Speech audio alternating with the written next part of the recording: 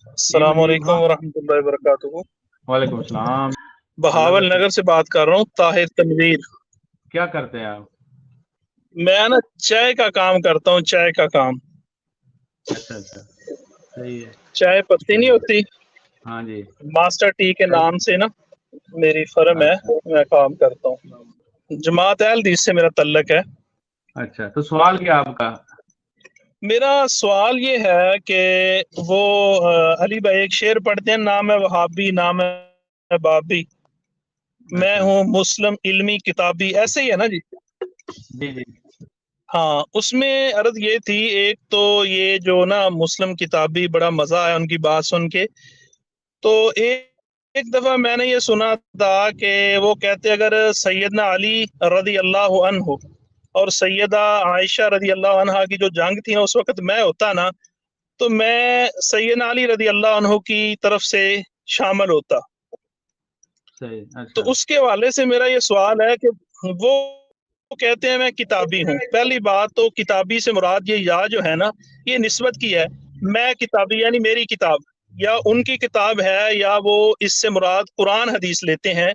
اگر وہ قرآن حدیث اس سے مراد لیتے ہیں علی بھائی، تو اللہ فرماتا ہے انما المؤمنون اخوہ فاصلحوا بین اخویکم، کہ مومن آپس میں بھائی بھائی ہیں، صلح کروا دو۔ کتاب تو یہ کہتی ہے کہ جنگ ہو تو صلح کروا دو، اور علی بھائی کہتے ہیں کہ میں سیدنا علی رضی اللہ عنہ کی طرف سے ہوتا۔ تو ان کا دعویٰ یہ ہے میں کتابی ہوں، کتاب یہ کہتی ہے کہ صلح کروا دو، وہ کہتے ہیں کہ میں سیدنا علی رضی اللہ عنہ کی طرف سے جنگ لڑتا۔ ایک بات تو یہ ہے۔ دوسرا، اگر وہ کہتے ہیں کتابی سے مراد میری کتاب، یعنی جو ان کی اپنی کو کتاب ہے وہ ہیں، تو پھر تو ان کو حق ہے، وہ بالکل کہیں کہ ٹھیک ہے۔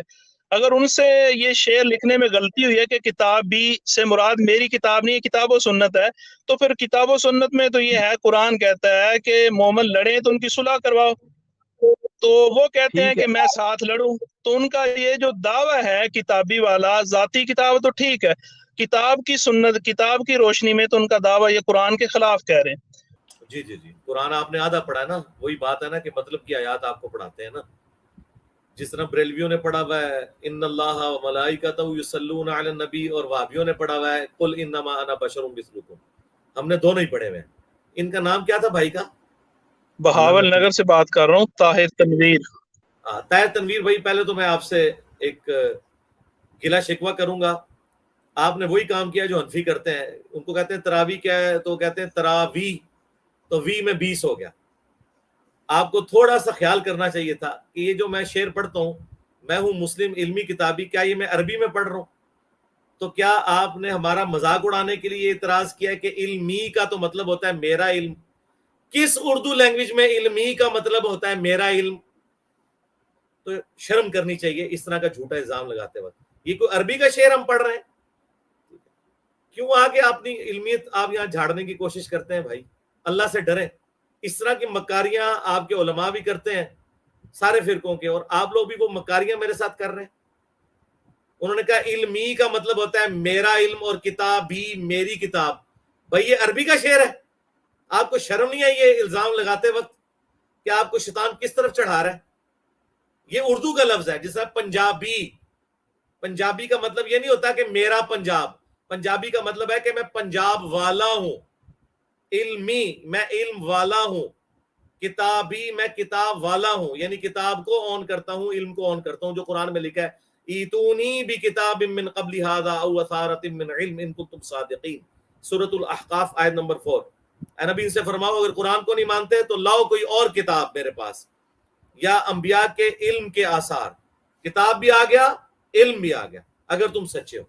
تو یہ علمی یہاں پر بار عربی میں لے کے جا کے مذاق اڑا رہے ہیں، تو اس کا مطلب آپ سیکھنے نہیں آئے، آپ شرارت کرنے ہیں، اور آپ شرارت اس کے ساتھ کرنے آئے ہیں جس نے مرے ہوئے زندہ ساروں کے ساتھ 12 سال میں جو کچھ کر دیا وہ آپ کو پتا ہے۔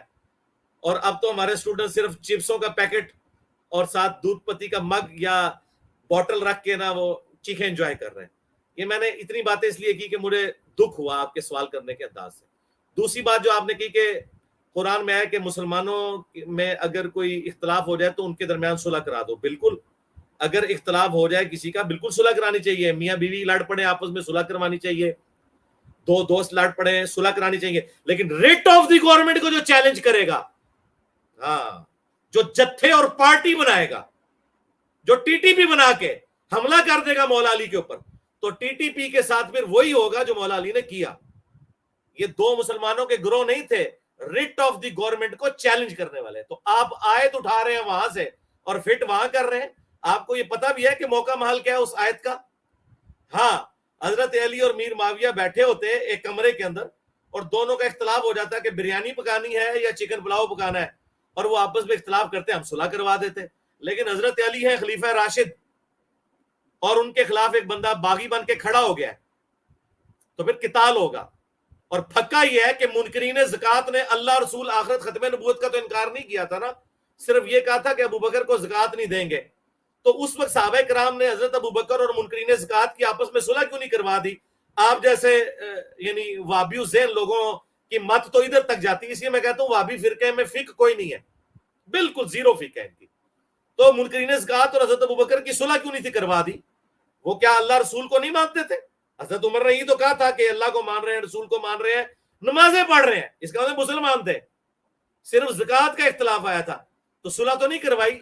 حضرت ابو بکر نے تلوار سے فیصلہ کیا تھا کیونکہ وہ ٹی ٹی پی بن گئی تھی.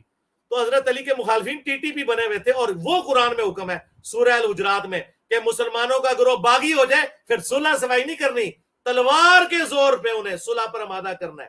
جب تک اللہ کے حکم پہ وہ واپس نہ آئے ان کی گردنیں کاٹنی ہے. ٹھیک ہو گیا؟ میں لگا کافی تسلی ہوگی آپ.